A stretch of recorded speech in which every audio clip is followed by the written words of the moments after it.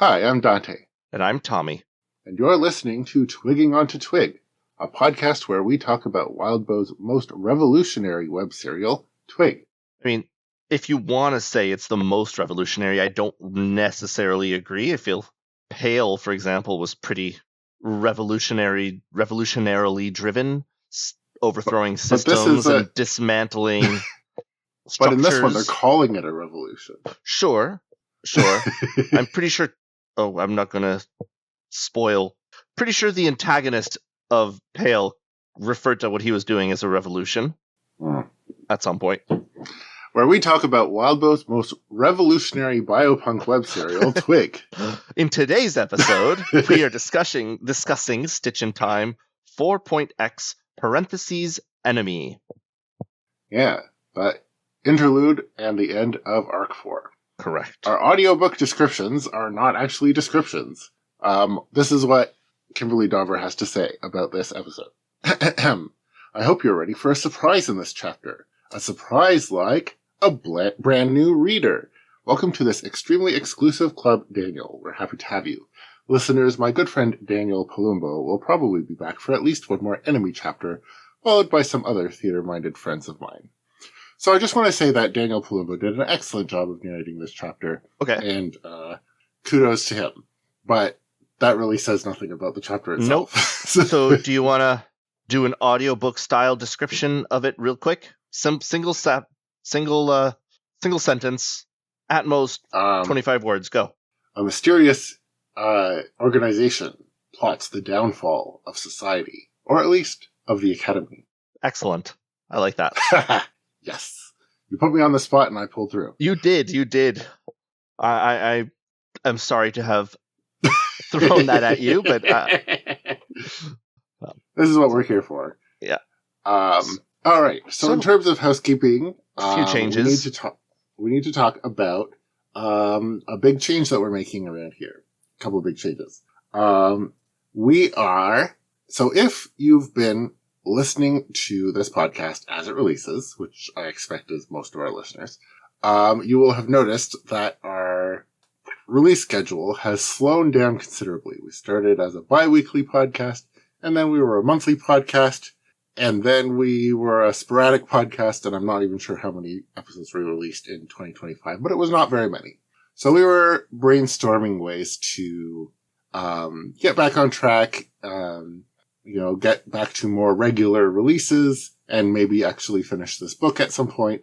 And we realized that the biggest obstacle to us getting these episodes out was our editing procedure. We do a lot of really finicky post-production editing. We listen through the whole thing and edit out all the background noise we can. Cause, we're just in our houses. We don't have, some of us have toddlers running around. Some of us have hordes of feral kittens running around.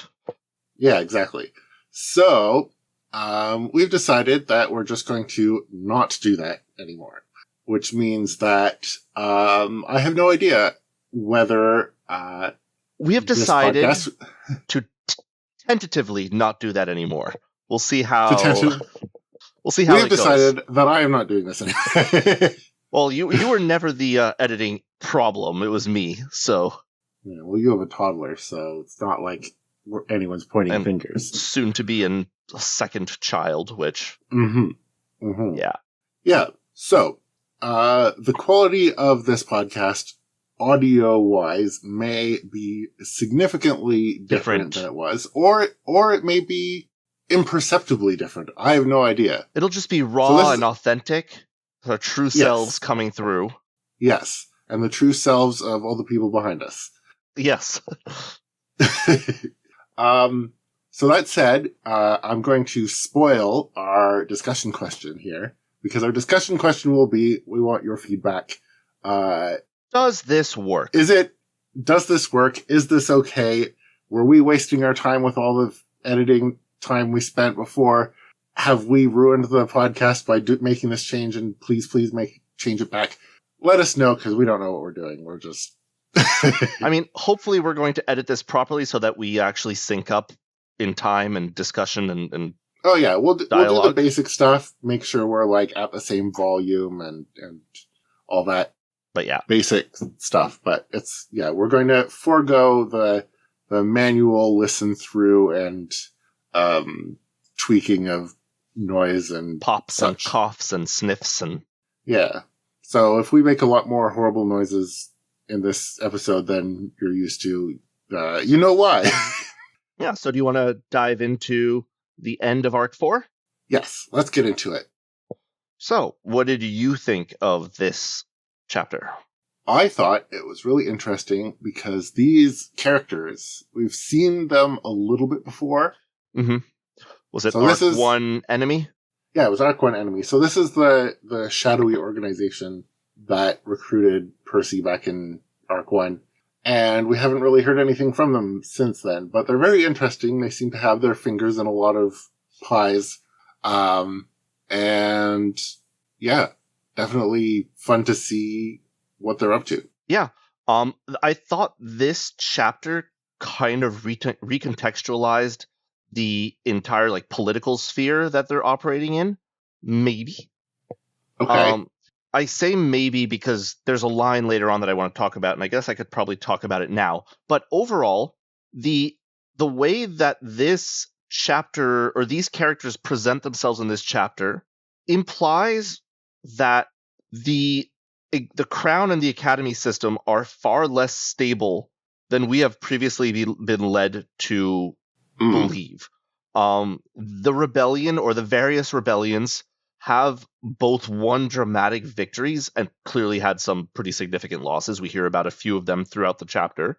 But the fact that there have been these dramatic losses for the Academy means that our understanding as we get from, admittedly, characters who don't get perspective outside of the Academy much, namely the Lambs, is not necessarily entirely accurate as to the world around it. Now, I say that, but there is a line, let me see if I can find it later on. I don't remember where I put it in our notes, but I think it's right before he is killed.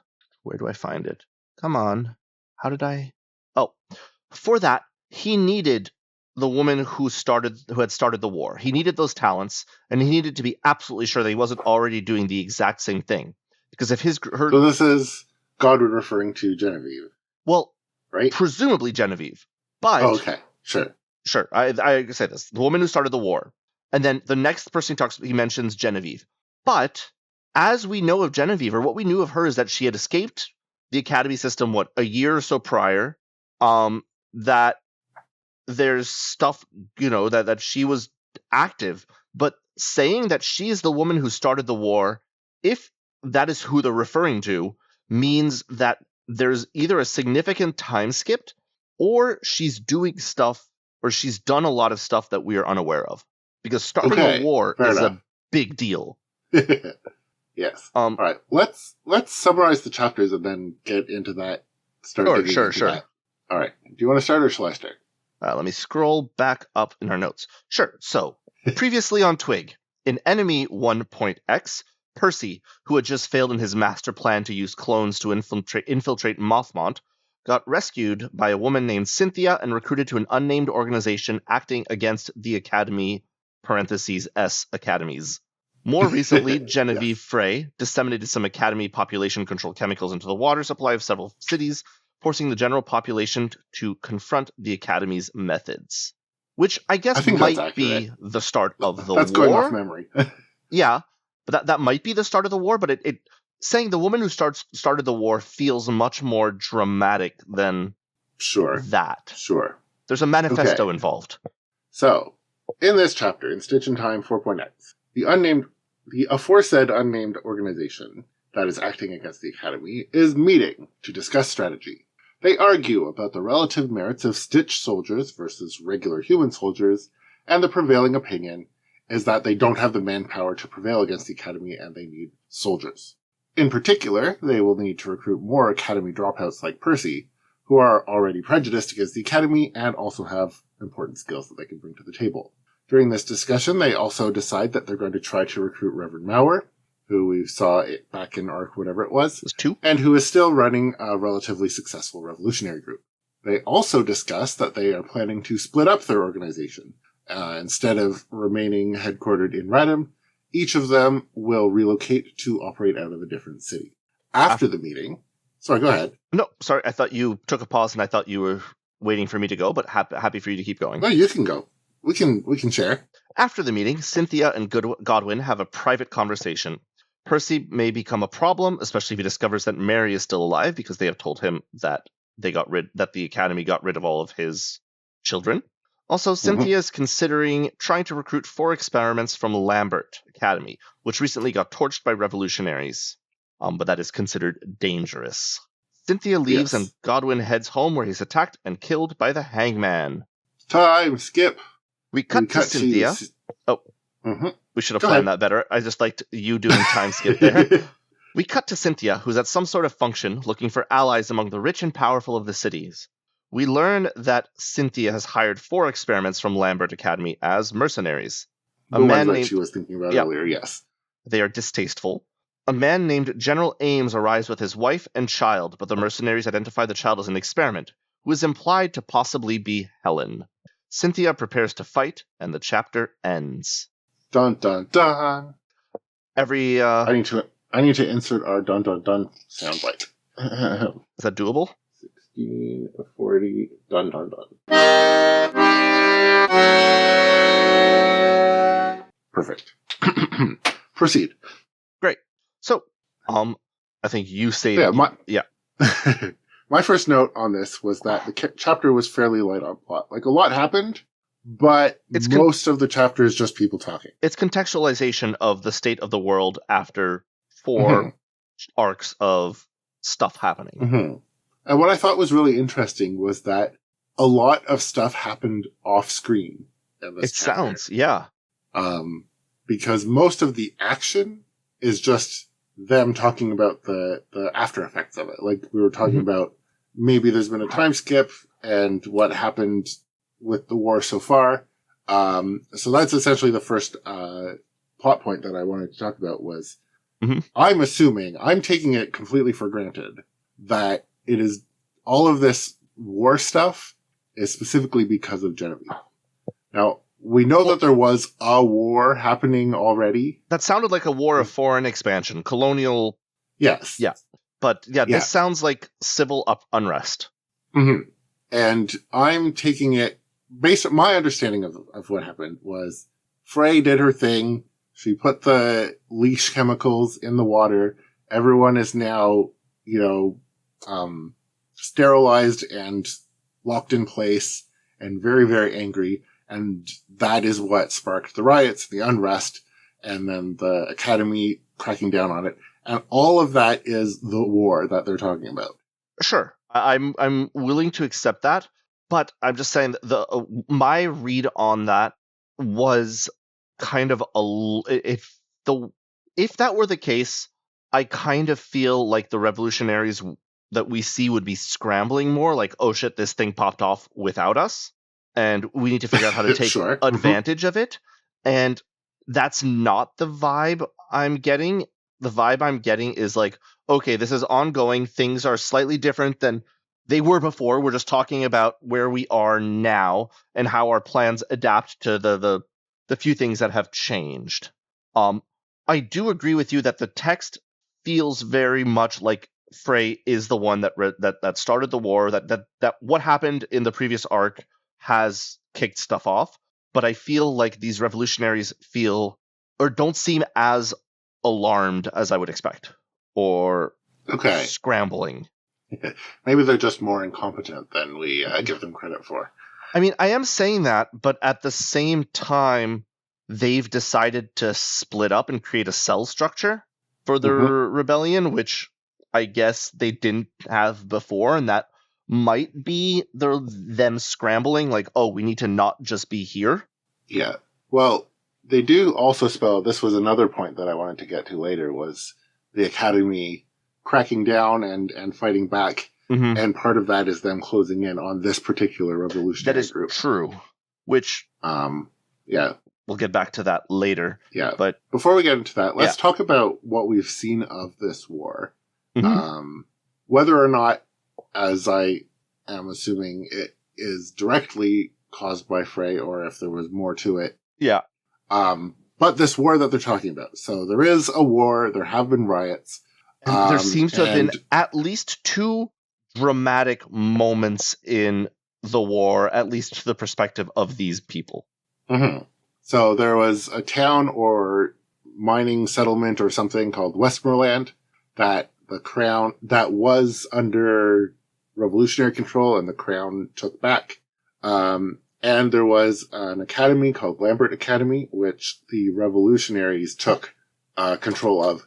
And I'm gonna read what it says there because it's actually pretty intense. So, it says, a win might be understating it. Lambert Academy burned. The people that weren't burned alive were rounded up, made to kneel, and put to the knife. It was symbolic. Something the other revolutions could aspire toward. So yeah, not just the revolutionaries taking the academy, but making an example of them. If you are part of this system, you are not going to survive it. Mm-hmm. And specifically, our revolutionaries are looking at this and saying, "Yeah, we should take a page out of their book." And yes, exactly. Yeah. So this is the level of the stakes that we're dealing with right now. Yeah. However, I also meant. Yeah, go ahead. Yeah, I was going to say, on the other hand, you wrote this down, but I talk about it later on.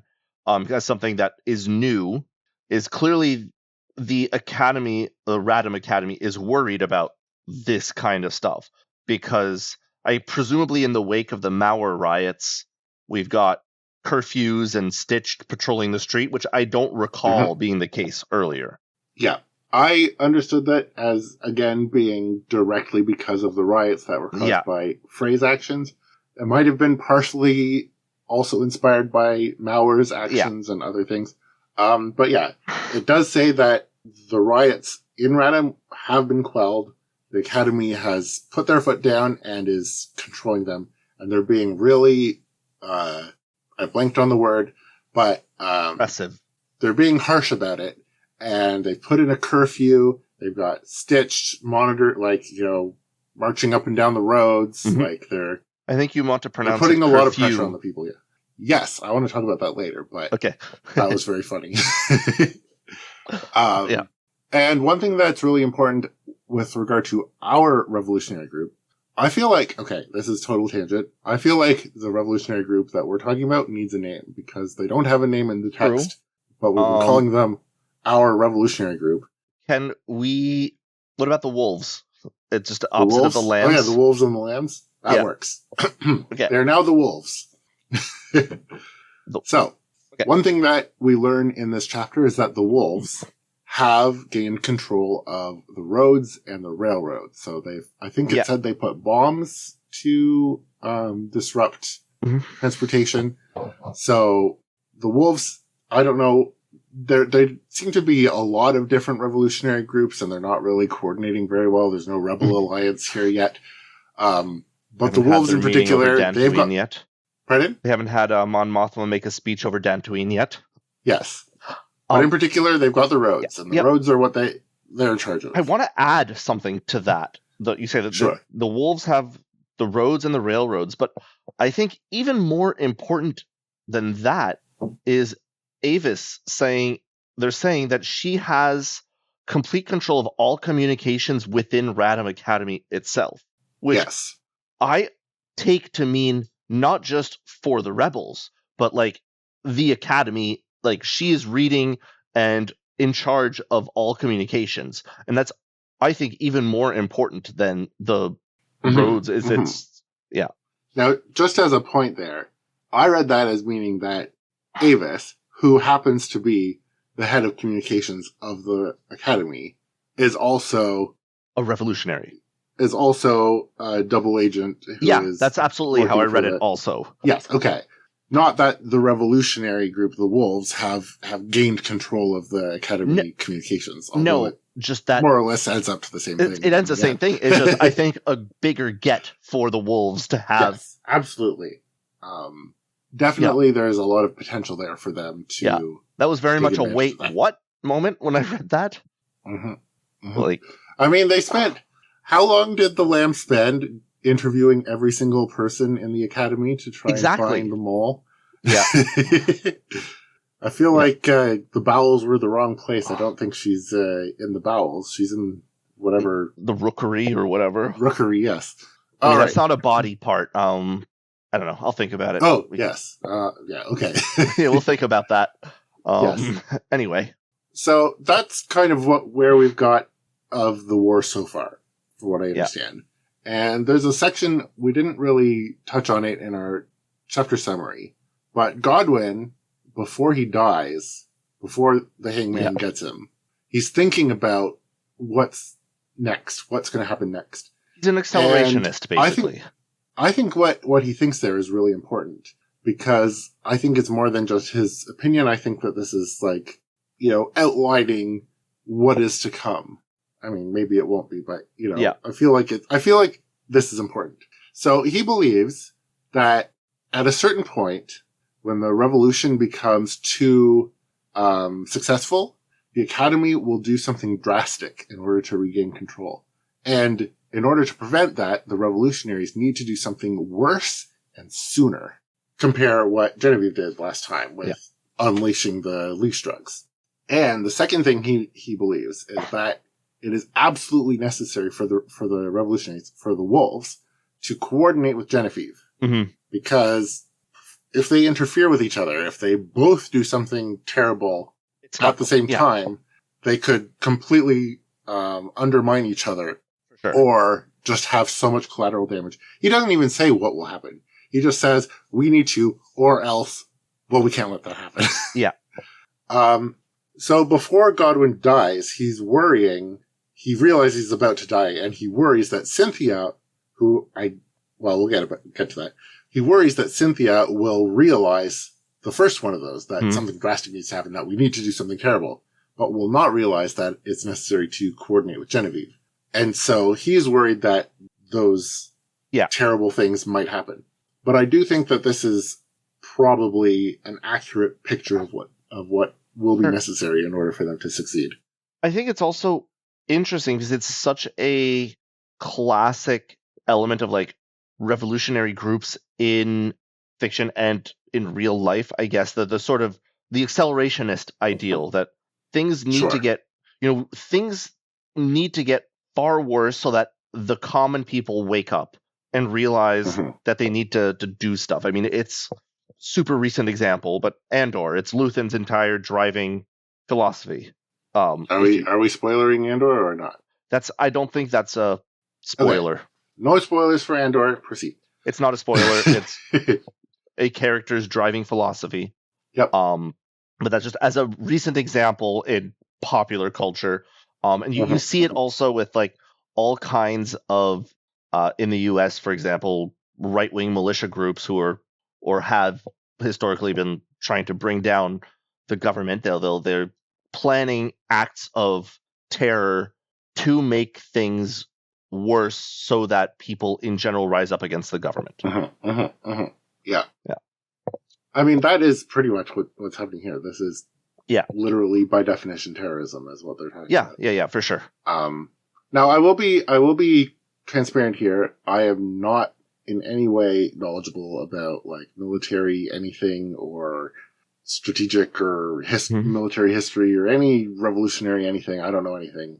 So if I say this sounds right and it sounds like it definitely is what's going to happen, it's just going based on gut feelings and books and not any actual knowledge on relevant subject matter. So the last bit of important plot development that happens in this chapter that I wanted to talk about was, we touched on it a little bit before, was how the academy is closing in on the wolves. So they're cracking down on all the different revolutionary groups, and the wolves can see that the academy is getting closer. And that's why they decide that they're going to split up and operate in cells. And I think you said you had some things to say about that. Did you want to talk about that here, or? Just a little bit. It's not much I want to say about it. Just, I don't It's like you said earlier that maybe these people are a little incompetent, at least on the whole revolutionary aspect of it. But to me, if I were running or creating a rebel alliance and like breaking up my cell into a bunch of different cells, I'd not want everybody to know who everybody is, because that means that everybody is a vulnerability. Anybody Right. can be captured and interrogated and end up telling, ratting out everybody else in this thing. You want to break up your system a little bit more effectively, I think. Right. I don't know how they do that. I'm just saying here that I am not confident in their operational security, especially considering, Even if it's just like these 5 people who know each other and but no I one mean, else in their cell they are, knows. as it stands, they are the cell. True, but that's just one person. Yeah, I That's guess. hardly Yeah. sure. No, that's But fair. yeah, if their whole organization is just the 5 people and all 5 of them know everything, then yeah, I definitely see that. Yeah. Or just the fact, again, as I've never run a revolutionary group. I don't know but I feel like I'd want maybe just Avis to know everybody, since she has to communicate and be actually like send messages. But even then, that feels like such a vulnerability considering who she is and where she is. If she slips up, that is their entire communications infrastructure just gone. Yeah. Yeah. But yeah, like they're really cutting it close on time because, Well, as considering we see in this chapter, Godwin gets knocked Bot. off and Helen gets pretty close to Cynthia. Yeah. I thought it was really interesting. Like, the hangman gets Godwin very easily, but in the paragraphs before that, Godwin actually goes through all of the precautions he's gone through. Yeah. Right? Like, he's carefully chosen an unassuming house, and he rarely goes there. And he's got like sentries, like Cynthia's created these experiments acting as sentries at the front door. He's got other sentries throughout the house doing various things. He says that they've laid together myriad traps, those are the exact words, throughout the house, all of which are like really heavy precautions for his own safety. Just taken out. All is pointless. Like that. Yes. Well, and it doesn't sound like the hangman struggled, because there's no indication of Godwin being, overhearing and getting worried that something is happening. He's just there in this bathroom, looks down, and then looks up in the mirror, and it's the horror movie thing where the monster's right there. Yep. And of course that speaks to the hangman as a highly competent operator, but also just like it shows just how close the Academy is. Oh, absolutely. To taking out the wolves completely, if they're able to do this just like that. Which kind of, I mean, I'm just hypothesizing here, makes me wonder whether the wolves are on some level a controlled opposition group by the Academy system. Oh yeah, that was an early theory of yours. Yeah, and I don't know if we're still holding on to that, but I suppose it is. The fact that they're like, we talked about, we briefly mentioned how Avis is a double agent. Exactly. Triple agent makes triple agent works too. Yeah. Godwin is getting too loose and wild, and all right, we'll take him out, and the rest of them are spread out. They're easier to control through Avis, who is the communications person. If they're no longer meeting together, then it's just communications that she controls and can alter and change. And yeah, who knows? Avis actually is running the entire society. Like the Academy and the Revolution and the Crown are all just Avis's little side projects. Yep, it's all a giant experiment. Yep. And you say, Helen is closing in on Cynthia, and the chapter ends with the line, every time she'd faced this kind of situation in the past, everyone else ended up bleeding or dead, which is a very dramatic endpoint. Definitely a cliffhanger. Very much a dime novel ending. For sure. For sure. Yeah. I am very excited to see what happens next. Me too. All right. Shall we talk world building? Yeah. The first thing is... You seem to have a lot of general thoughts, so I will let you take the lead. Sure. So first, this is kind of chronologically throughout the chapter.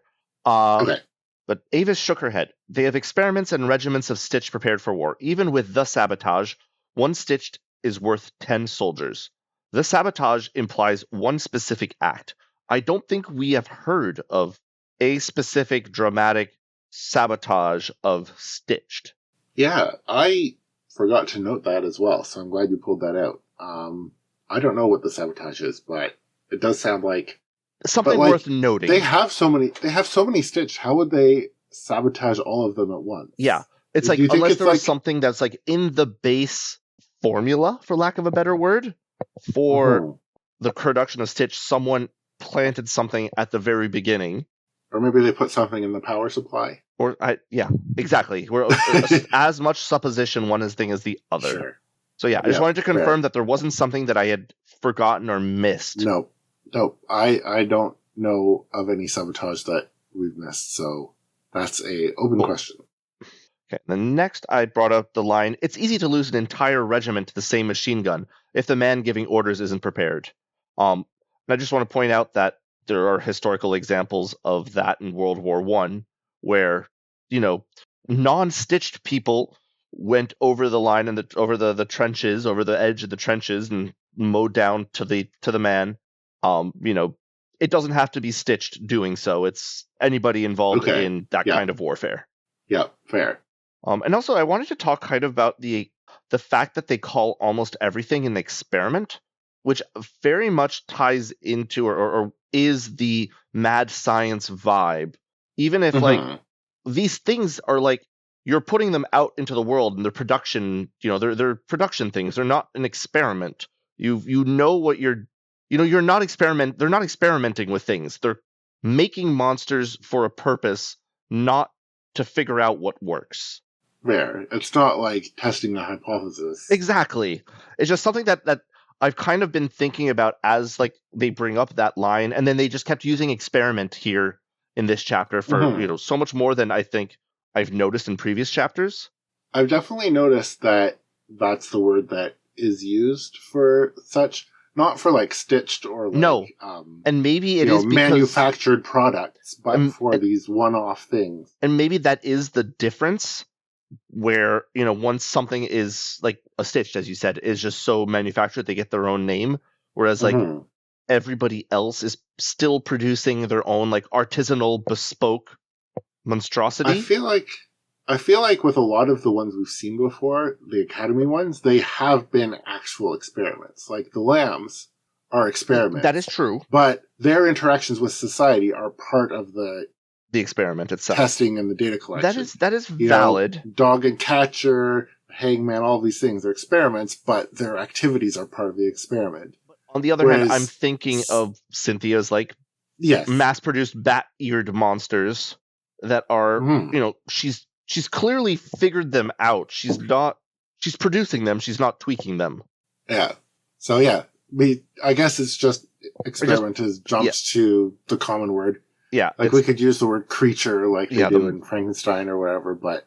No, I agree. Just I wanted to point out that... Yeah, that's a good call. The language has adapted and changed, I guess. Mm-hmm. And I also, maybe we should rename our Monster Corner to Experiment Corner. Yeah, kinda. Yeah. And the other thing that I noticed is Cynthia musing. She'd had no family, no guidance. She had raised herself on ugly streets overseas, where gutters had literally run red with blood, and where experiments had been piled so carelessly on trash heaps beneath the academies that they overflowed into the city. Some still alive, some dangerous despite being dead. I thought it was interesting distinction there of like, the academy in, for lack of a better word, like colonial places are far worse, which is, I thought, just an interesting parallel to like historical colonial exploitation. It's like it's easier to be even shittier far away from home than it is to be, there's a certain privilege afforded for being in the homelands, even if you're not, an academy scientist. Yeah, and honestly, this rings true. I mean, obviously, it's sci-fi, but it's still like for sure. You recognize this as like this is the sort of thing that happens. That happens, yeah. Yeah. Absolutely. Yep. All right, we've talk about my next point, so we can move on to locations. Yeah. So locations, we talked about this already a little bit. We got a couple of new location names. One of them is Westmoreland in Colombia, which was listed as the second highest producer of weapons for the Crown States. And also, Westmoreland, mining, right? Go ahead. Yes, it's like a mining settlement. Industrial. Maybe it's a town or a city or a province or something. So I assume that when they say Colombia, they're referring to British Columbia. Except that it's not British. Yeah, it's crowned Columbia. It's crown Columbia, yes.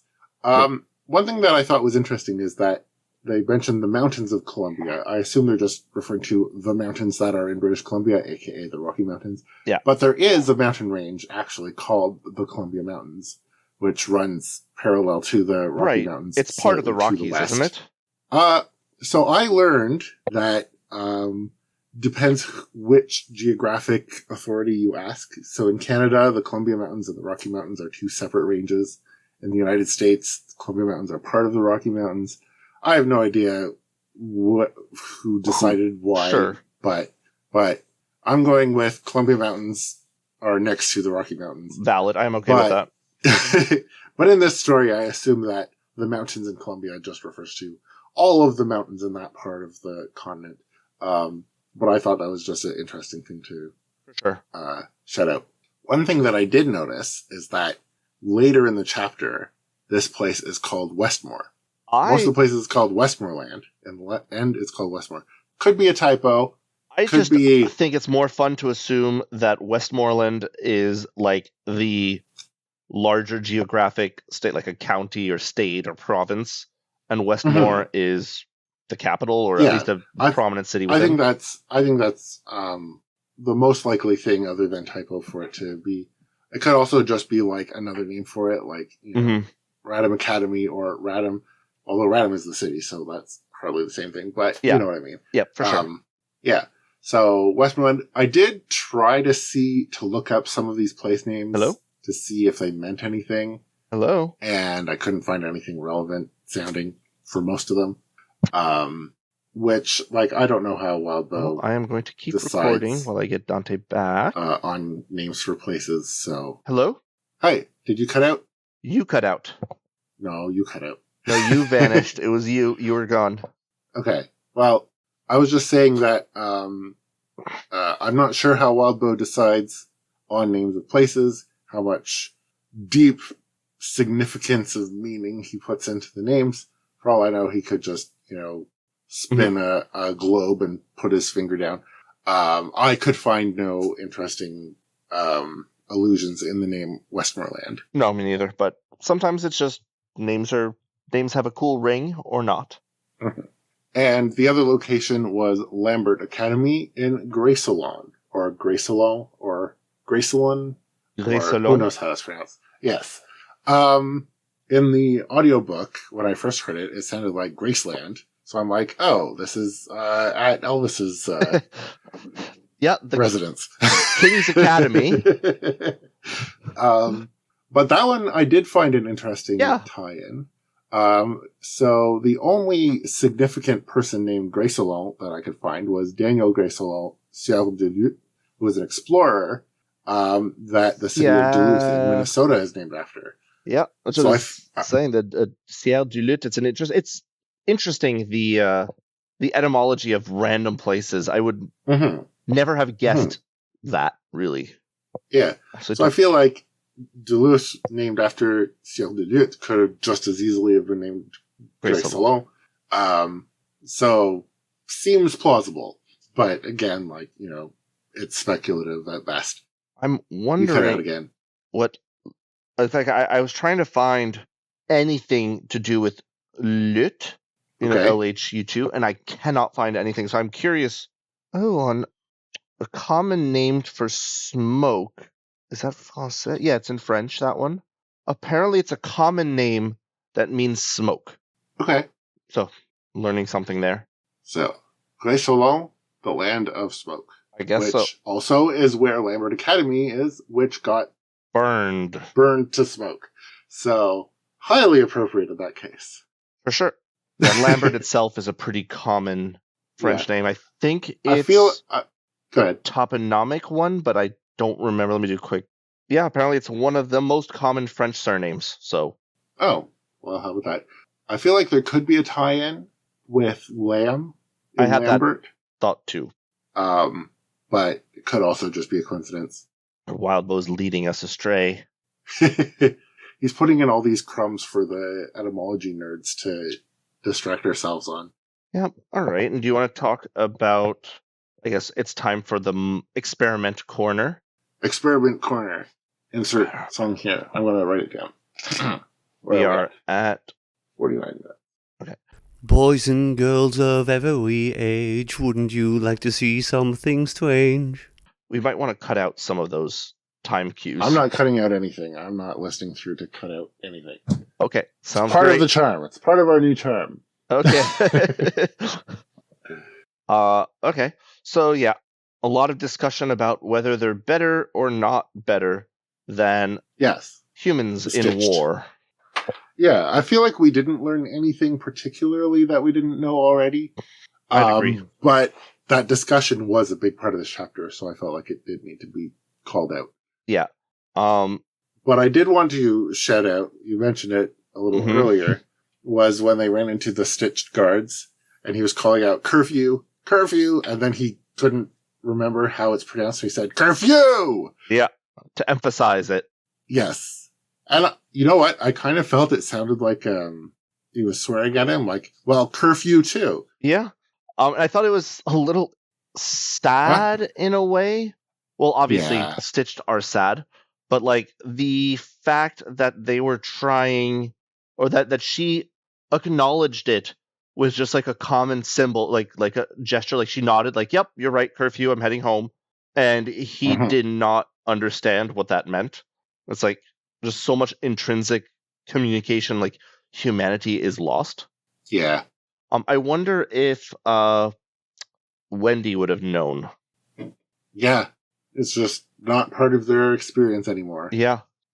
And it does note that Godwin felt uncomfortable and unhappy hearing that. So, although he might have been mad about the fact that the curfew was in place at all. So maybe, yeah. Yeah. So I thought the Stitch needed a shout out for definitely. For well, just they talk about how much more of them there are, which again also because Godwin does mention that. He's like, back when I was your age, sort of thing. Like there were far fewer of them. Like, there's always been stitched. He's like, trust me, it was different back then. Yeah. Well, not only that, it's just the fact you have to remember that the fact that every stitched is a dead person. Yes. Right? They're not just like cars. It's like, it'd be easy to sort of abstract that away as a reader to be like, oh, people at the very beginning of cars were concerned about the growing number of cars everywhere and that kind of thing. But like, this is a very, like, sure, cars include a lot of death and destruction around them. But like, this is a very explicit, like, this system is built off of killing people explicitly. Yes. Like, it cannot thrive without the death to produce everything. Yes. Yep. It's rough. Anyway. All right. So, I wanted to call out Avis's birds because she's going everywhere with these bird cages all around her. And, like, maybe she's just using them as pigeons to send messages from the meeting. But I feel like, why would you go to a secret wolves meeting with all your birds unless they were like some sort of special experiment type creature? Yeah. I don't know what they are, but I'm pretty sure there's something more to it going on than just naturally. It's the same kind of like performative display that in the first chapter with that flayed giant rabbit fetus thing on pointy feet. It's performative display of I have all this stuff. I am powerful. Yes. Maybe they're like falcons, passenger falcons. Maybe, but it's just it proves that she is not someone to be messed with. Absolutely. Cynthia's monsters, on the other hand, definitely explicitly monster experiments. Yeah. They get a description, which I'm not going to bother with unless they show up again in a future chapter. They're tall, they're creepy looking, they've got big eyes and bat ears, and I assume that they're just watch and listen machines. It makes me Um, wonder, though, how often are experiments like, are these things built off of a human base? Like, what is mhm. going, like, just as a general rule, what is going on with that kind of stuff? Like, Yeah. obviously, stitched and stitched based things are human or horse. I guess there were some stitched horses. But beyond that, like, what the one in the previous chapter, the girl that they broke into the bedroom of to get into the finishing school also had something that was described as vaguely humanish. And is that Yep. because it was a human or a corpse that was mutilated and tortured into this thing? Mhm. Or is it just like fashionable to grow your things into something that could have passed for a human at some point? Mhm. Like, I sort of imagine, like, looking at the lambs, like, most of them are human yeah, originally. Some of them are humans that are physically modified, some are humans that are chemically modified. and some of them are And then you have things that one that look was like built human. and one is built, one is cloned, Yeah. but most of them are human. I sort of feel like that's representative I don't of necessarily experiments. know, because the point of the lambs experiment is like, isn't it explicitly on human neurology in That's various true. ways? That's true. Like, you, But I do feel like there is probably a fairly diverse yeah, mix, yeah, at least. yeah. And I Yeah. can see it being a fashion thing to be like, oh, my thing looks, there's an element of humanness to it. Mhm. Therefore, I'm good at doing what I do. Yeah. Yeah. Yeah. The better you are at mimicking Yeah. humanity, I guess. Or, Which goes to show how good Ibit is. yeah, exactly. He built a human octopus. Mhm. I feel like that ties into the next one to talk I about, which is the I agree. Hangman. Yeah. Because the way he's described, and I don't know if this is true, I'm just going to read what it says in the text. Yeah.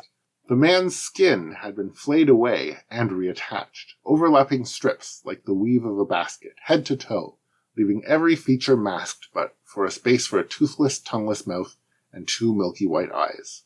The flesh around the edges of each strip of skin were scarred and flaky. That's super creepy, but I do think it is heavily implied that this is a man. Yes. Oh, absolutely. Whose skin has been modified this way. But, like, why?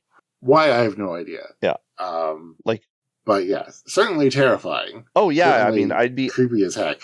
wild. That's something I noticed more on my second read through of Pale recently, without any Pale spoilers, is how much Wildbow seems to enjoy writing sort of visceral horror. Yes. Yeah. Yes, that's why we love him. Mm-hmm. Yeah, it stood out to me more this time around. I don't know why. Maybe because I binged it all. But just, yeah, like, this is that. It's and just his ability, like, what he does too is just show up and then not even break a neck, just dislocate it. Mm-hmm. I actually was a bit surprised by that. I thought there would be like a noose involved. Some noose. I know it was just based on the name, but I assumed there was going to be a noose involved. But no, he just like grabs them around the neck like he's going to throttle them and then pulls their head out. Yeah. And then I didn't pull it out, but there's also the little passage of him leaving where it's just like, yes, he's a big figure, but he just kind of like climbs out as if he's like made of air or something. The hangman leaving much the weight had come, and it touched the door and hauled itself up to the top of the door frame as if it weighed no more than an equivalent amount of loose paper.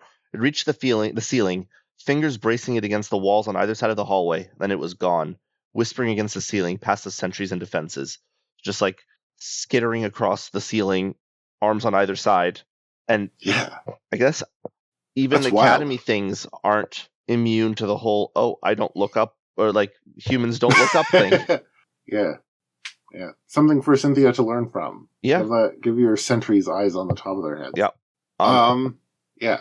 The last bit of experiments to mention are the Lambert experiments, the ones that Cynthia was too afraid to reach out to and then ended up hiring them anyway as mercenaries. So they're all named after the four humors. Mm-hmm. Although we only get two of them named, Choleric and Melancholy. She describes them as almost human. They're functional, they can work and earn food and shelter, but I can't imagine that's easy for them, because it's not what they're meant to do. What are they? They're Lambert's cleanup. They're more about the kill than the capture. Yeah, they're Lambert's equivalent to Dog and Catcher. Yes, essentially. Yeah. And I wrote down when I read that, foreshadow, because I'm sure we were going to run into these guys later, and then we run into them in the same chapter. So... Well, you know what? I'm sure we'll run into them again. I'm certain of it. Yeah, but it was just I was not expting it to be such an immediate. Oh, okay.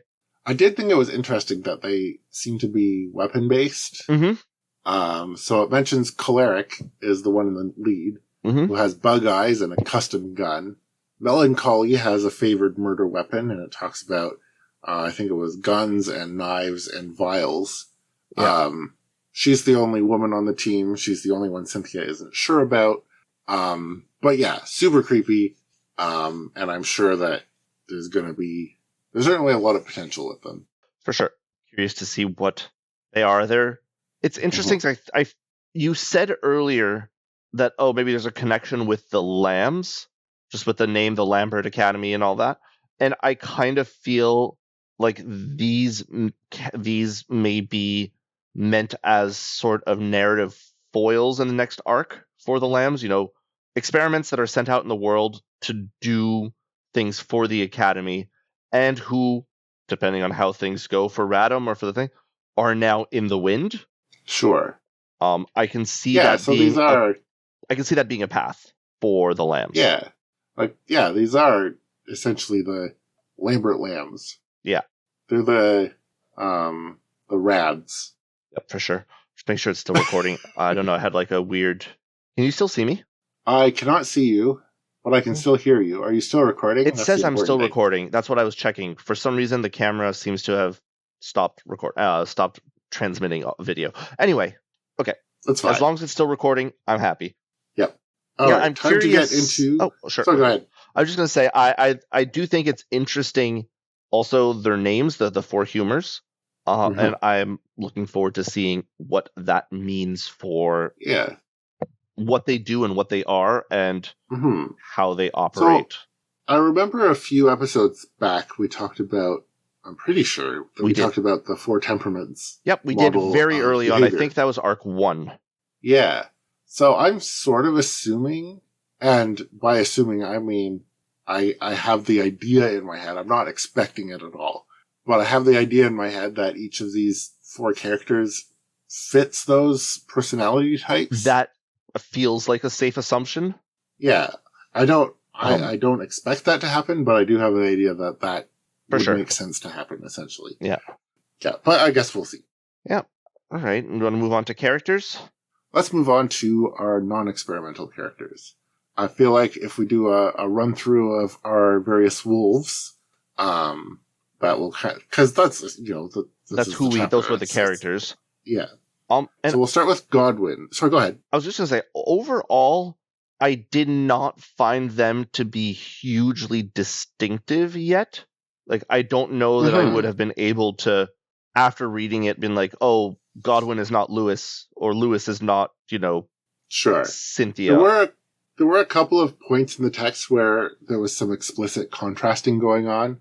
Especially between Cynthia and Avis, between Lewis and Percy, and then later between Cynthia and Lewis.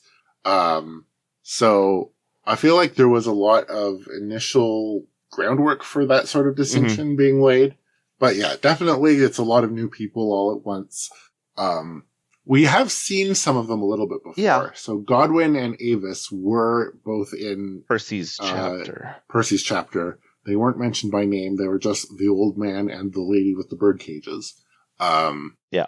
But yeah, they're just a bunch of people at this point. Yeah. So for Godwin, one thing that I thought was interesting was that I don't think it was ever explicitly stated he was the leader. No, but that is the general vibe presented, as he's the one who's organized this and brought these people together. So I took it for granted he was the leader, but I don't think it actually said that. No, I agree with you. It also, just in like a physical description, he describes himself as being sort of a middle ground between Lewis and Percy. Mhm. Describing Lewis and Percy, we'll get to that later. But he feels like he's more of like a middle average, and he could go unnoticed in virtually any place in Radham. Yeah. And I thought that was interesting because he says the same thing about his house. We talked about his house being deliberately unremarkable. We can see how Godwin well that himself is unremarkable. Yeah, it didn't help him. Mhm. But Godwin is essentially the unremarkable old man. Yeah. Who nevertheless is like the pillar of the organization. Hopefully it'll survive without him, or, you know. Well, I we'll mean, see. he's already taken the steps to make it survive by dispersing the group into the different cells. And I get the impression that with him gone, Cynthia is de facto new leader. I think that was implied. I think so. Well, also just the fact also that he had the last conversation with her, and he worries that she won't make the connection that he needs her to make regarding Frey, which implies that she's the one who's going to be making decisions that need to have that decision or that connection made. Yeah, exactly. Definitely. I feel like we could talk a lot about Godwin's like personality and character, but you know, he's dead, so maybe it doesn't really matter because we're not going to see him again unless he gets stitched or something. Yeah. One thing that was interesting personality-wise was Cynthia says, "We value your pessimism." Yeah. To him, and I thought that was a fun thing to say. Yeah. So, go ahead. No, go ahead. So the next person on the list is Cynthia. As second Cynthia in command / first in command. Presumably the new leader. And I thought it was interesting. It says her main role is fighting. We haven't really seen her, like, we see her preparing to fight. We don't know what. And we see her experiments. And I believe she was the one, they're like, oh, you've never been in a real fight. And she's like, no, I fought a lot. Says, sure, like a brawl, but not a war. Yes. Yeah. But most of the stuff we've seen her do, like she's built experiments that are sentries and guards. She's built traps, all these things. But her main role is fighting. Yeah. So that's something that I don't associate with her automatically yet, but that's her main function. And I pulled the same quote that you pulled earlier. At the very end of the chapter. This, surrounded with people she couldn't trust, this was her medium. Every time she'd faced this kind of situation in the past, everyone else had ended up bleeding or dead. So Cynthia the implication, of course, being a heavy hitter. She caused that all to happen. Yeah. And we got a few contrasts there too. Like I mentioned, it contrasted her with Avis. It describes Cynthia as fashionable, whereas Avis is like, it said she was nonsense. 10 years behind on the fashion. It contrasted her with Lewis. So Cynthia is coquettish, whereas Lewis is like a family soldier son character. And then it describes, we talked about this when we were talking about the way the academies work overseas. But that was where Cynthia came from. So I think that's a big part of Cynthia as a character. Yeah. Is, you know, she had no family, no guidance, and she came from those places where built the herself academies up. were. Yeah. So, you know, not only is she a fighter, she's a fighter from the type of environment where the experiments are spilling out into the streets. So yeah, I think Cynthia is probably a lot scarier than she might seem so far. Definitely agreed. And there's also the fact that she said that she didn't feel like she could prevail against the four temperaments. But you know, maybe she's underselling herself. We'll see, won't we? We'll see. I think we kind of talked about Avis, all the points that we have here.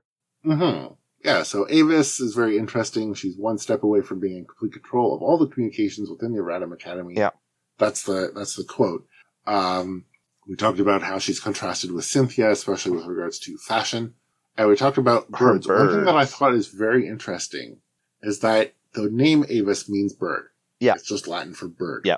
So I'm assuming that this is a code name. I disagree. This is like Harry Potter, where there's a magical curse where you are, you know, if you're Pomona Sprout, you end up with plants. If you're, yes. Remus Lupin, you're going to get bit by a werewolf.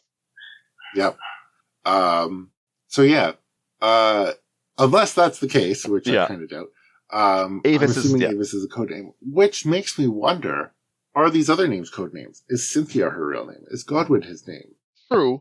Godwin, to me, is the one of those that feels the most codename-ish. Okay. I Yeah, don't Cynthia know is at least a why. real name, and Lewis also. Exactly. And Percy, we know, is Percy. Yes. But I I one thing think that I it noticed. is... So go ahead. Oh, sorry, go ahead. Yeah, I was One going to thing say... that I noticed in Arc 1 is Godwin refers to Cynthia as just Cynthia, but he refers to Percy as Mr. Percy. So it's not Miss Cynthia and Mr. Percy, it's That Cynthia and Mr. Percy. That might just be because of familiarity. Yes, or just like the etiquette of the time sort Yeah. of thing. But it could be like Percy, oh, this is Mr. Percy, and this is codename Cynthia. And it might indicate a difference in rank, as they talk about, oh, he's inconvenient. We, too inconvenient to get rid of, but we wish we could. Yeah. And that We'll get to might that. be a thing where he is Percy because they don't trust him, and that's his real name, whereas the others are code names so that he doesn't know the real names. Yeah. Well, here, let's talk about Percy next. Sure. Because I was done with Avis anyway. Great. So yeah, Percy is really interesting because not because of himself, because I feel like he didn't do anything out of character for what we knew him already. But the interesting thing about Percy in this chapter is how everyone else sees him. Yeah. Yeah. Because like you were just saying, like they say, like he's passionate, but he's inconvenient, and we'd like to get rid of him, but he's too important. Yeah. The special thing about him being inconvenient is his relation with the Lambs. Like, if he finds out that Mary is still alive, because they lied to him, they said Mary got murdered, destroyed by the Lambs. Yeah. And if he finds out that Mary is still alive, then who knows what's going to happen, and certainly it's going to be bad for the wolves. Yeah. So yeah, they're all looking at him and being like, he's very useful. But how do we mitigate that? Yes. So yeah. Yeah. He's, yeah. Yeah. Exactly. We pointed out, as Godwin was contrasting him with Lewis, he was describing Percy as a very scholarly looking person, and he describes him specifically as likely the sort of teacher many schoolgirls had been enamored with. Which was more flattering than I expected from this guy. And so not the description that I remember him having in Arc 1, and that just might be us having built up this caricature of him as we were like thing, but I thought he remembered he had like this like weird goatee and like pointy hair and like looking just being sort of like a smarmy such and such. Yeah, and like I think that's just evidence of Sylvester being an unreliable narrator who doesn't necessarily he's unawares of like sexuality and attraction beyond the theoretical. Sure. Yep. I mean, that's a point that we've come across a couple times in the chapters so far. Yes. About him being oblivious to that kind of thing. So I wonder if Lillian and Helen, when they arrive at Musmont on that mission, they're both like, fanning themselves over this handsome teacher before they realize he's the baddie. Maybe it's just I'm curious what kind of he's talking about. He keeps wanting to make soldiers rather than recruiting. He mentions that. And I'm wondering if that is him continuing the project he's been working on. But that to me feels too slow. Godwin says specifically, like, Percy, your job is to keep doing what you're doing. Yeah, but that just seems so slow. Like, sure, you can grow. Like, this revolution is happening. The wolves are like having to coordinate stuff. They don't have the time to wait 10, 15 years for him to grow another Mary. If you remember, his clones were a lot faster than... Were they? Oh, yeah, you're right, growing. I guess. Because he had to get them up Mary to... is not actually... 12 or whatever. 15 years old. She's like it would still be like, I assume a couple years maybe or something. No, but you're right. I'd forgotten that. I don't know why in my head I had him slow growing the clones, but you're right. Yeah. Yeah, it still would take a long time. Maybe he's developed some further improvements to speed growing them, or maybe he's not working on that exact building clone human, but he's building clones of, I don't know, the whelps or something. Yeah. But yeah, certainly he's building soldiers, doing something to create an army. The army an they army need. of experiments, yeah. And specifically, And I think it's Godwin who says that specifically they need more people like Percy in the Wolves to... and presumably he's operating without oversight now, considering Godwin is gone. Yeah. Well, we'll see what Cynthia thinks of him. But yeah, that's a good point, actually, just what you were saying. Cynthia was the one who brought up that she was worried about Percy, wasn't she? I think so. I think so. And Godwin's the ones with her in charge, she might proactively like kick Percy out or something. I think kick him out is an optimistic way of saying have him killed.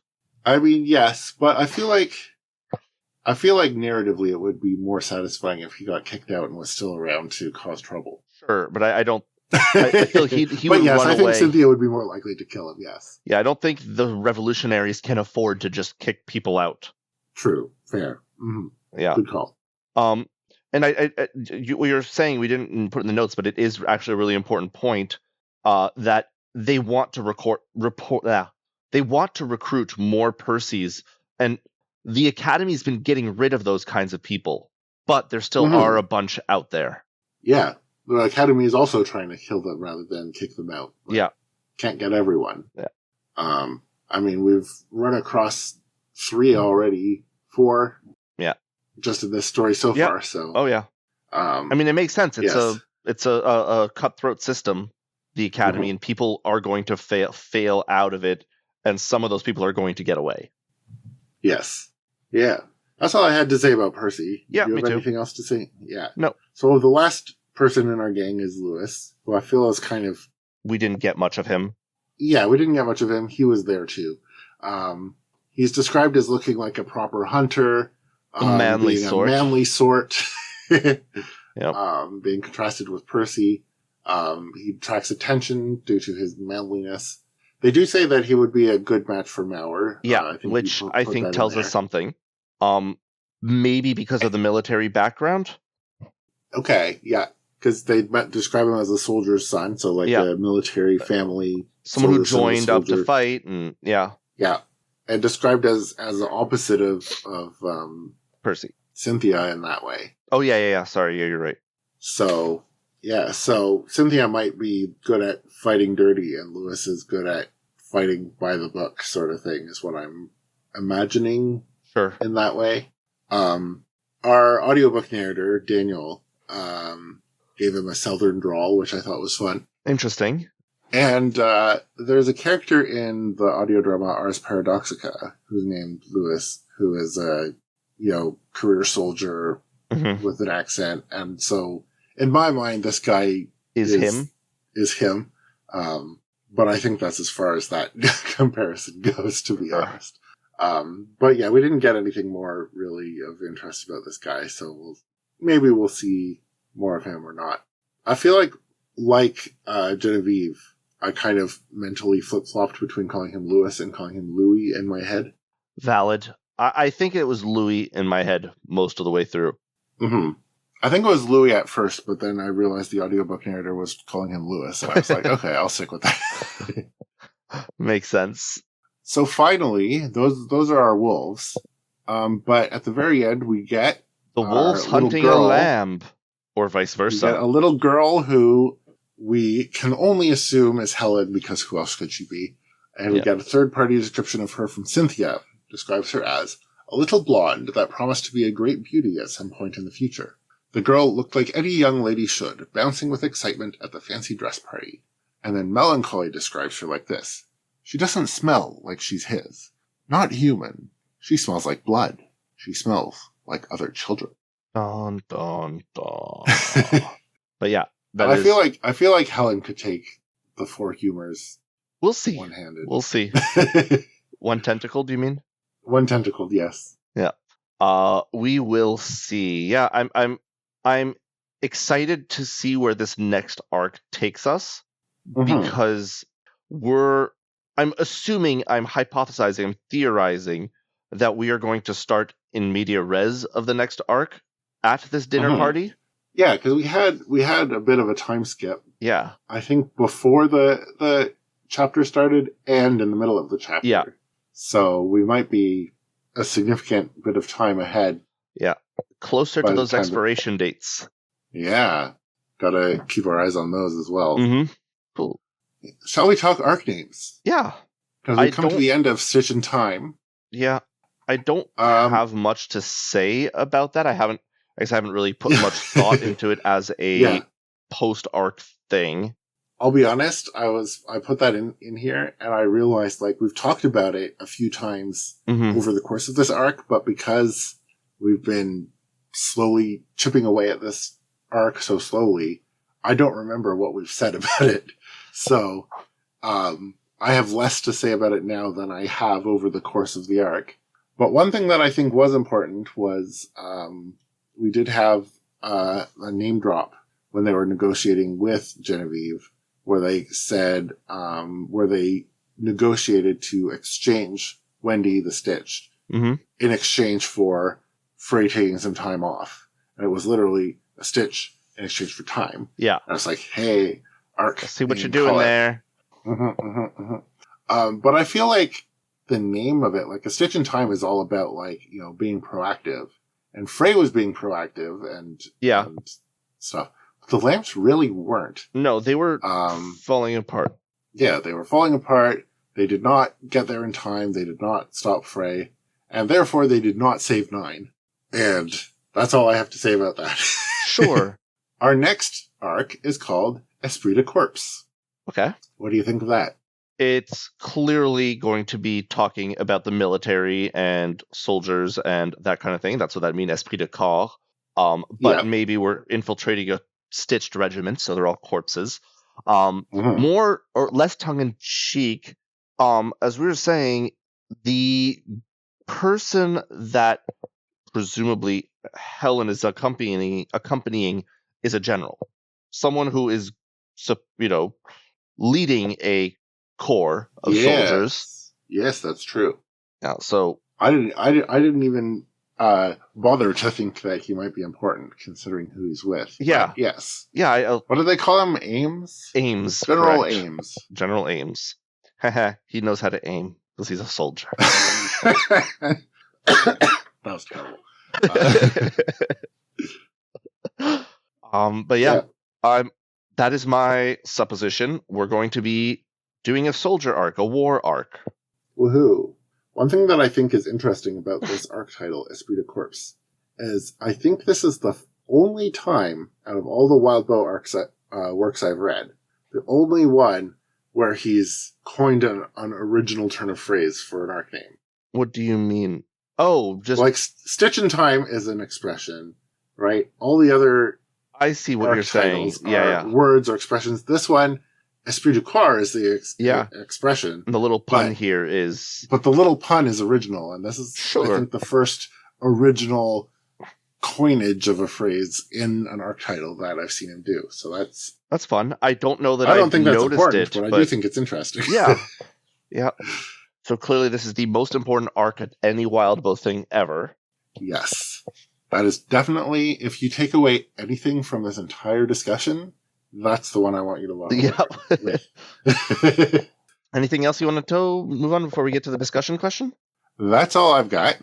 All right. Yeah. So our discussion question from way back in the mists of time. What is it about characters like Wendy that makes them so great? And who are your favorite examples of such characters? Oh, actually, I think there was an answer in the Discord, which I'm going to look up quickly while you read those answers. Said, the way she almost has a robotic understanding of things, which manifests itself as being kind and naive. I think this really adds a fun contrast to the story with complex characters and motivations. For example, though a little different, would be Levi from Scavenger's Reign, which I still need to watch. I've been meaning to watch that. I don't recognize the name Scavenger's Reign. It looked cool. And if it's the thing I'm thinking of, and I could be entirely wrong in describing something that is not Scavenger's Reign, but it seemed to be about a spaceship. It's like an animated show, but let me look it up. Just make sure I'm not. Okay. Yeah, it's an animated sci-fi show about just from what I gleaned of it and what it looked interesting, spaceship that crashes on this desolate planet. and the Okay. crew having to survive. But it looked really interesting from the trailer. I'll see if I can find it for you and send it to you Okay. because it looked really cool. Sir Kotak says, I am genuinely unsure what other characters really fit Wendy's archetype, so it's kind of hard to answer it, which is why I didn't do that on the last episode. But oh well. I feel like she's Fair. endearing because she's sincere and honest, but also like somewhat stupid in a funny way. Also, it's pitiable because it's not her fault anyway, and more has to do with what's been done to her. I don't know. She's cool. Or rather, That's fair. IDK. She's cool. Yeah, I agree. Yeah. So it's basically just, simple, naive, Innocence. innocence, It's honest. innocent. Yeah. Yeah, innocence sorts is of things. appealing in a way. Yeah. So the discussion question in the Discord that I just went back and retrieved was answered by Megafire, who I should mention, we need to credit with our Experiment Corner That's true. song along with, Danny Elfman. yeah. So Megafire says, as far as characters like Wendy go, it's the specific kind of innocence that's as once simple and complex. She obviously reads as dealing with a mental disability as best she can, but this very clearly doesn't mean she's stupid or lacking in specific principles. She is very much a person, even if she, as a Stitched, wouldn't be treated that way by a lot of people within the setting. It activates a protective instinct when we see her being mistreated, and I think there are a lot of people who maybe aren't fully considered people by the people around them who can relate to her as well. I think that's a great answer. I think that pretty much perfectly encapsulates it. Mm-hmm. The Mhm. protective, why do we all like characters like her so much? It's because we want to protect her. I can definitely see that. Mm-hmm. I agree. And then the final answer, which was actually the first answer we got, was by 40i2. I'm just going to read the whole thing, but anyway, let me get it. Before you get started, I do want to note that there are some sort of other Wild Bow work spoilers throughout. Yeah. Well, we'll navigate that as we go through this. I would say just read through it. People can skip if they want. Okay. All right. So this is the answer. Well, this gave me a pause. I struggled to figure Wendy's archetype, and a train of thoughts got me somewhere I'm not sure I like. That's fair 40i2. We're going to read it anyway and see where we end up. Wendy is, of course, a memorable side character. Very likable, capable in her own way, and more than a little creepy, but that might be Wildbow's flair. This is way too broad. She's very earnest, simple, and single-minded, which cuts through complex bullshit. I thought of some other Wildbow characters she reminds me of. One from Pact and one from Pale. Her straightforwardness stems from mental impairment and or tragic circumstances, like a character from Pale, a character from Worm. She has strong bond with another character, to whom she is a faithful companion, like a character in Pact. She has little agency of her own, but acts almost solely for the benefit of that character. So those are all examples 40i to put out, and if you want the actual values there, you can go read the answer in the Reddit thread. But then 40i2 puts in the last paragraph, which is, and then it hit me, a character from Worm, I couldn't place the archetype. Actually, I'm going to just say it because I don't think it's a real spoiler. Then it hit me. In Worm, Brutus. Brutus is a character who's a dog in Worm. Yeah. I couldn't place the archetype because I wasn't thinking about animal ones. Her type resembles an anthropomorphic animal with pet-like, especially dog-like traits. Extremely likable.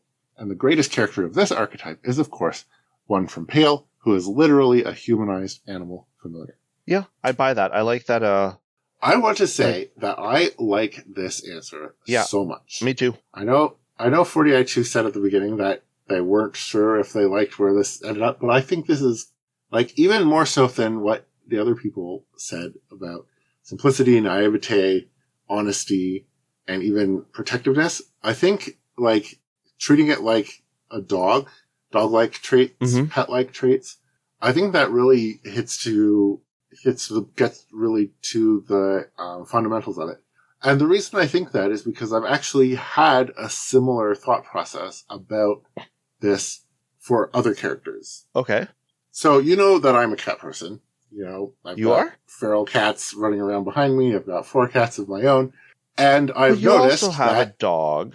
I also have 2 dogs. 2 dogs. Right. You do have 2 dogs now. Yes. I forgot about that. We got a puppy a couple weeks ago. But I realized that most of the characters that become my favorite characters are very cat-like. There's a character in Pale, I won't mention who, but they're very cat-like, and they are definitely my favorite Wild Bill character of all time. And a lot of the characters that I end up liking in other stories are that.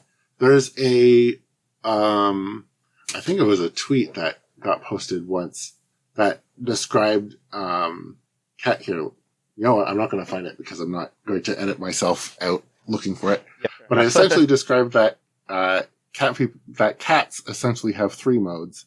They're like, 1/3 of the time, they're like beautiful, magnificent predators. And then 1/3 of the time, they're like, oh, cute little adorable smushy face. And then 1/3 of the time, they're like, you friggin' goblin, will you stop eating plastic for 5 seconds? Yeah. And it's like that sort of combination of characteristics in a character generally leads to me really liking them because it's cat-like. And I think in this story, in Twig, I think the reason why I sometimes say Helen is maybe my favorite character, I think Helen is like that. I can see what you mean. She's adorable and she's, badass and she's completely ridiculous at the same time. Yeah. Like a cat, and I love her for it. And so I feel like 40i2's characterization of these other characters like Wendy, who I also love for a completely different reason, and for them to say the reason we like them is because they're like dogs, because they're also pet-like in that way. I think it's hitting the same fundamentals for you. Yes, it is. And I think that's a really interesting insight. It is. And yeah, I really like that a lot. I also like the other answers we got. No shade to Koblenz or Kotok or Megafire. Of course not. For not happening to resonate as deeply with their answers, but they were really good answers and I really appreciated their answers as well. Absolutely. Yeah. So that was the discussion questions. Anything else you want to talk about in terms of the answers we got, or? Yeah, that was all I had to say on that. We do have a new discussion question, which we've already brought up. It is, please share with us how disastrous this all was. Whether or not our podcast is now intolerable, given the way that we're approaching editing moving forward. Please. Because the other thing, and we didn't discussing this. The other thing we had discussed is potentially not doing 2 chapters, going back and doing the editing, but doing an arc at a time. We're not going to do an arc at a time, but we're definitely going to do more chapters per episode. I think that what we decided was that for arc 5, we were going to do 3 chapters per episode. Yeah. And then after that, we can revisit if we want to. We will have to be slightly less granular, but we'll take it as it comes. Yeah. I think that arc 5 is 12 chapters long.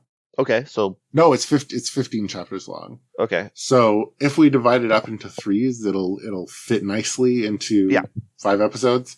And then after that, we can revisit and see if we want to take on more or do something else or, all that fun stuff. Cover the entire rest of the story in a single episode, or we won't do that. No, definitely not. We'll see. So our next segment in our program is book recommendations. And before we get into what we've been reading, I want to I shouted them out last time, some other podcasts in our podcasting sphere have hit some very good milestones.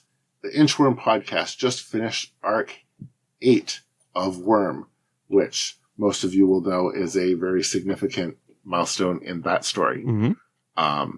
Belting at Windmills just finished book 2. I don't know how big of a milestone that is, but finishing a book is a big milestone. Yes, well, it just means they have one more book to do to catch up to how much I've read, and then I'll buy more and read more. I wasn't able to hold back. No, I just read through the 3 books I had, and now I'm just impatiently waiting for them to catch up to me. Fair. And they are taking their sweet time. I mean, we can't complain about that. Oh, yes, we can. Unjustifiably, but we absolutely can. Fair.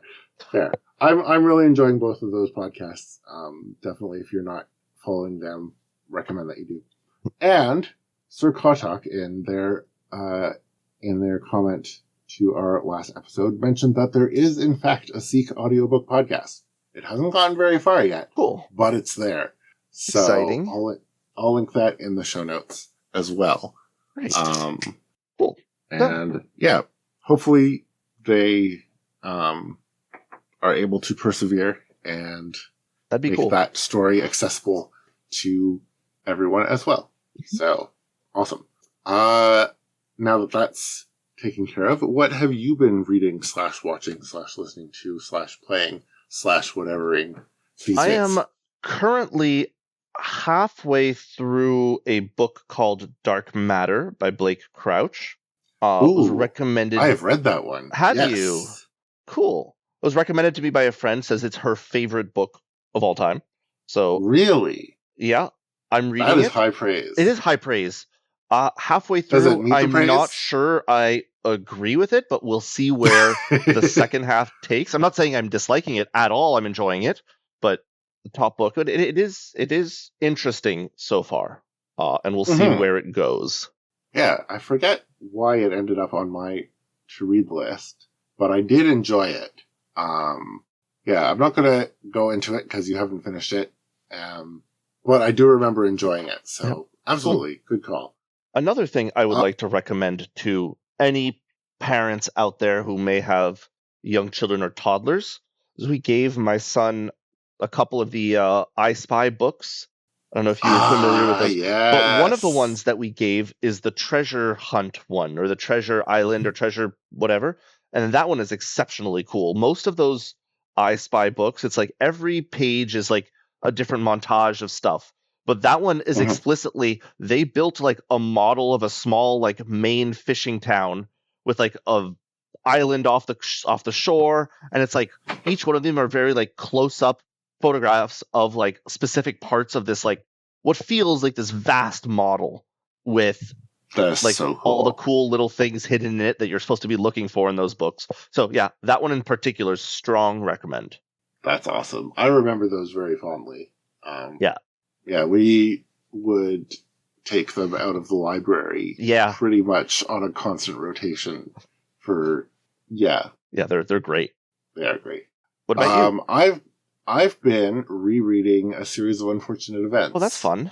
Which I haven't read since I was a kid. I confess, there was a point of diminishing returns for me on those books, and I kind of trailed off. I don't think I ever finished the series, but I read a ton of them. As a kid. I feel like they hit me what I read them as a kid. That was kind of like, this is exactly the sort of book that you will enjoy at this particular moment in your life. Sure. So they definitely were a big hit for me when I read them. And I hadn't read them since, so I was like, is it reading them now? Is it scratching a nostalgia itch, or are you enjoying them on their own merits, or both, or like? I think that it's a bit of both. Like, they are definitely children's books. I don't know that I would really enjoy them if I was reading them for the first time. Not because I don't enjoy the story, but more just because they're not engaged. Like, I'm not in the target demographic for them anymore. But it is really fun. Like, the nostalgia combined with just like, being like, oh, this is where this got introduced, and this is the foreshadowing for that. And that's just super fun. So, yeah, I'm definitely enjoying it. And they're a lot shorter than I remember. Like, on a bookshelf, they take up a huge amount of space, but they're only like 4 hours long each. Yeah. So. It's a gulp, as my dad says, for that kind of book. Yeah. So, yeah, that's been fun. That sounds fun. I also read recently Fern Brady's memoir, Strong Female Character. She is a Scottish comedian who has autism. And I think I've seen a couple of clips of her. She's really good. I like her a lot. And the book was really interesting to read. Definitely grim in many ways, but it was a really good book. I think I'd recommend it in general. Okay. Yeah, maybe I'll check that out. Yeah. Oh, and I know you do audiobooks, and it's great because the audiobook is read by her. Those are the best ones, usually. And she's a comedian. She has a voice. She knows how to read to people and like present. So that's awesome. not always the case for authors reading their own book. Sorry, that's not going to be edited out. So sorry. Nope, it's all staying in. Aha. All right. All Anything else you want to talk about or? What? I think that's all I had. That's all I wrote down anyway. Cool. All right. So everybody, thank you for listening to us. We hope you'll persevere and bear with us as we slowly amble along the path that is Twig. You can read it along with us or faster than us, presumably, at twigserial.wordpress.com. And if you do, or even if you don't, please do go to Wildbow's Patreon at www.patreon.com/Wildbow and support him. It's how he can produce all of these great stories and settings. Please leave your answers to our discussion questions in our Reddit thread or in our Discord thread in the Doof server. Yes. So you can reach us at totwigpodcast@gmail.com. totwigpodcast on the platform formerly... No, actually, we're not on the platform formerly. No, we're not. We left there and we're on Blue Sky now. I need to change that in our template. Script. In our script template, yes. Blue Sky. Sky. Twig Podcast Blue Sky. Yes. Our Reddit thread in our /parahumans. I will say our last one got auto-moderated and deleted. We're going to be keeping our eye out on that to catch it if it happens again. And hopefully it won't, but if it does, I'll be keeping an eye out for it. Also, our discussion thread in the Doof Discord. Kind thanks to them, as always, for letting us squat in their Discord server. Next episode, we will be covering the first 3 chapters of Esprit de Corps, Arc 5 of Twig. 5.1, 5.2, and 5.3. Excellent. So, our biology fact of today, since we encountered Cynthia's experiments with their little bat monster ears, I decided to go looking for interesting facts about bat ears. Did you know that bats can echolocate?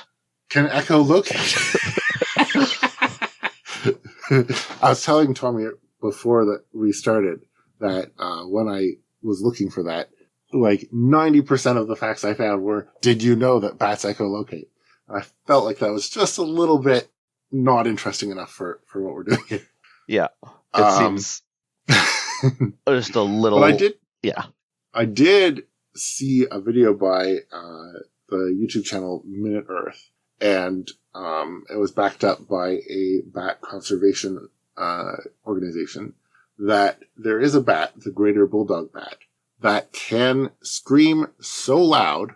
It's one of the loudest animals out there. It can scream at 140 decibels, which is comparable to the loudness of a gunshot or a lion roar. Ow. It's just a little bat. It's loud enough that it could cause permanent hearing damage if it weren't at too high of a frequency for us to even hear it in the first place. And just for people's reference, I'm hoping I can scroll fast enough to find the size. Damn it, I lost it.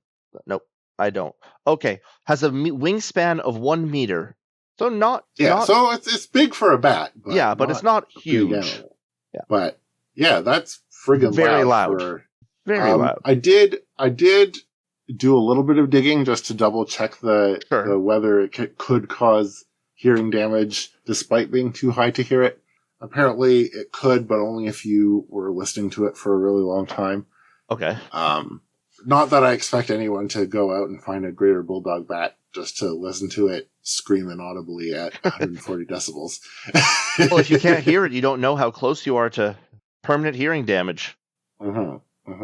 This is not its echolocation, by the way. It does not scream that loudly when it echolocates. Okay. It screams that loudly when it's trying to get the attention of the other bats. Gotcha. To run away from a predator or something. That makes it... But yeah. Yeah. Less... Sorry, go ahead. I was just going to say, that makes it less dramatic? I don't know. Less ridiculous, anyway. For sure. I did find a video, which I couldn't really work into a biopunk fact, but I did find a video from the Bat Conservation International that rates how punk rock various bat species are. and I will link that in the That is a description. punk fact. That is a punk fact and a bio fact. Boom. Cool. And with that, I think... Thank you for I bearing think with that's us, where we'll leave everybody. it. So yeah, I thank you very so much much. appreciate you all. We'll talk to you next time. See ya. Bye. Bye.